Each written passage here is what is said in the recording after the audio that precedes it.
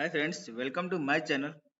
सेबी ने एक नया प्रस्ताव पेश किया है जिसके लागू होने पर ईटीएफ एंड म्यूचुअल फंड का रिटर्न बढ़ सकता है।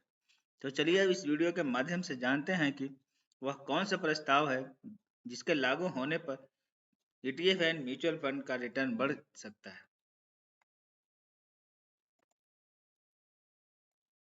सेबी ने एक ऐसा प्रस्ताव पेश किया है जिसके लागू होने पर ईटीएफ एंड इंडेक्स फंड का रिटर्न बढ़ सकता है। सेबी ने इक्विटी ओरिएंटेड पैसिव फंड को ग्रुप कंपनियों में मैक्सिमम 25% निवेश के नियम से छूट देने का प्रस्ताव दिया है। अभी इक्विटी या पैसिव इक्विटी स्कीमों के लिए ग्रुप कंपनियों में मैक्सिमम 25% तक निवेश करने की इजाज़त है। ETF and index fund passive fund है।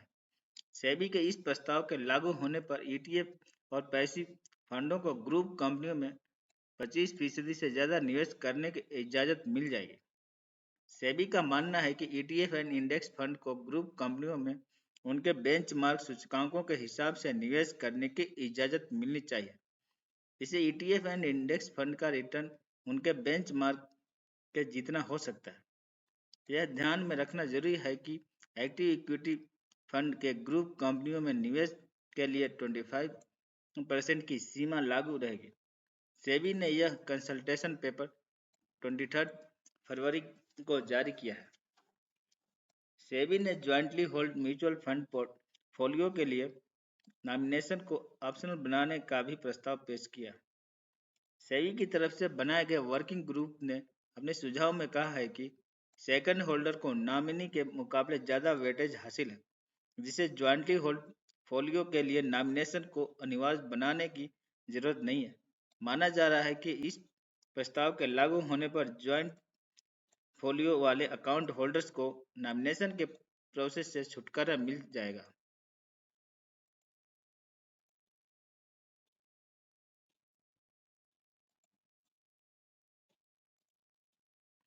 सेबी ने कैपिटल मार्केट्स के अलग अलग क्षेत्रों के लिए वर्किंग ग्रुप बनाया है। उन्हें ऐसे सुझाव देने को कहा गया है जिससे म्यूचुअल फंड सहित दूसरों के लिए बिजनेस करना आसान हो जाए। अभी जो नियम है उसके मुताबिक म्यूचुअल फंड को अपनी मर्जी से किसी कंपनी के शेयर में जितना चाहे उतना निवेश करने की इजाज़त नहीं है। उदाहरण के लिए म्यूचुअल फंड की एक स्कीम किसी एक कंपनी के स्टॉक्स में अपने कॉर्पस का 10% से ज़्यादा निवेश नहीं कर सकती।